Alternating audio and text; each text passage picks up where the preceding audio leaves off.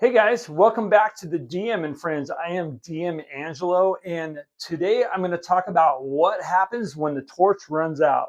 And this is going to be a collaborative video again with Eric Tenkar. Every Monday we've been doing videos together. He'll do a video on we do a video on the same topic, so you guys get his perspective and my perspective. So yeah, go to his channel and check it out. Um, so yeah, what happens when the torch runs out?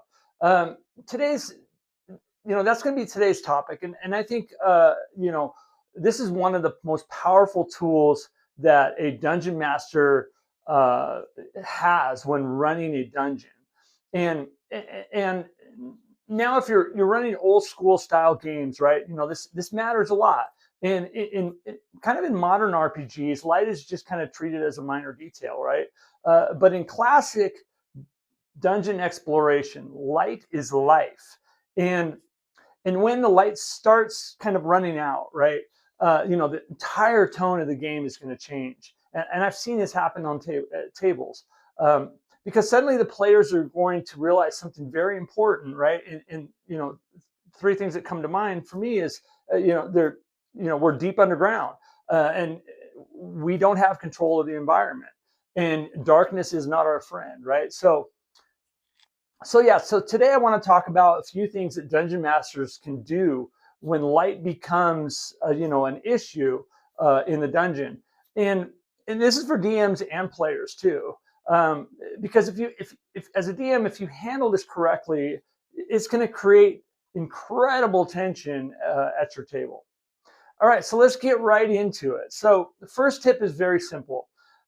Track your light honestly in your game, right? So torches, as a standard, torches burn for about an hour. Lanterns are burned based on oil supply, right?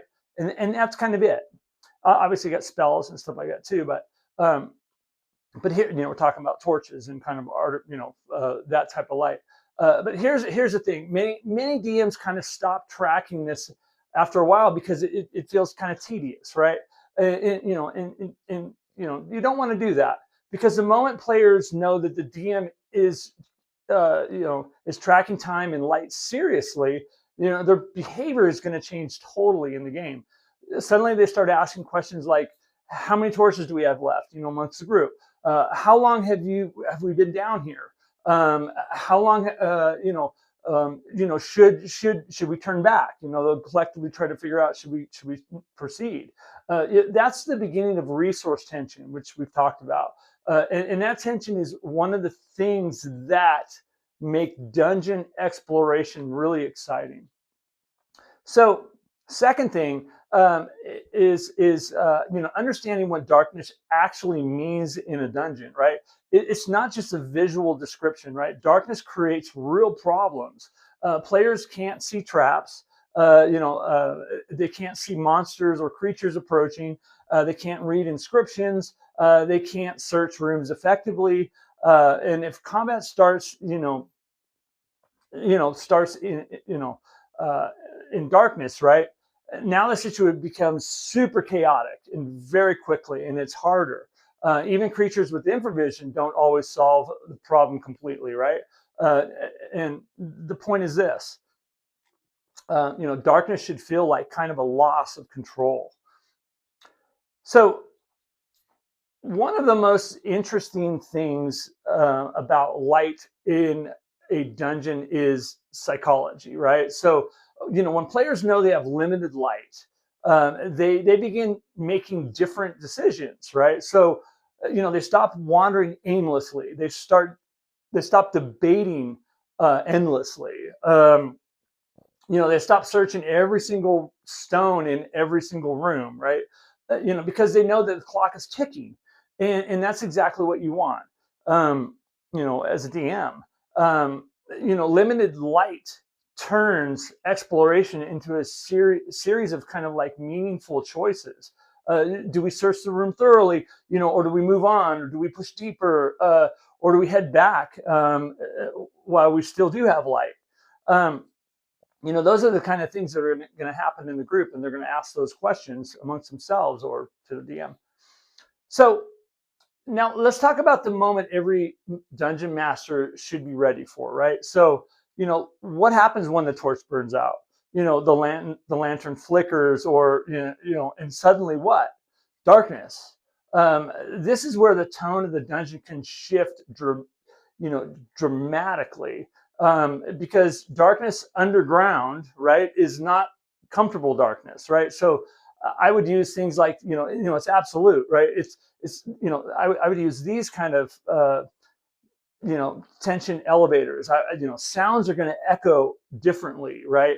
The players suddenly realize that they are blind, and not from moonlight, and there's no light in the environment, full of unknown dangers. And when this happens, don't rush past this. DMs, don't rush past this. Pause. Let the silence hang for a second.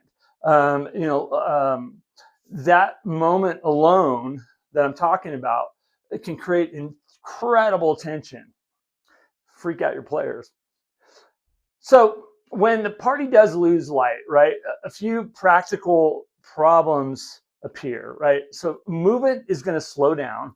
Mapping is going to become impossible, right? Searching is going to stop. The party becomes extremely vulnerable to surprise, right? Combat is going to be negated, not negated, but they're penalized. Creatures that live in darkness suddenly have a massive advantage. Massive advantage.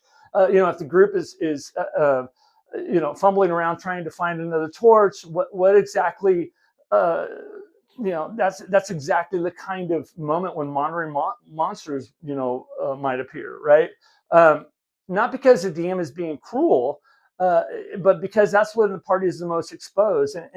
And we talk about a living, breathing dungeon and environment, and monsters are not stupid. They're going to use things to their advantage, and this is definitely an advantage for them.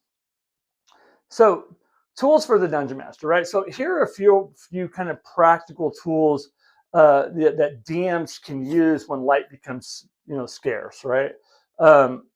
First, describe sounds. I kind of said that a minute ago. But describe sounds. When the party can't see, sound is going to become everything. I mean, that's the only thing you really have left: sound and touch, right?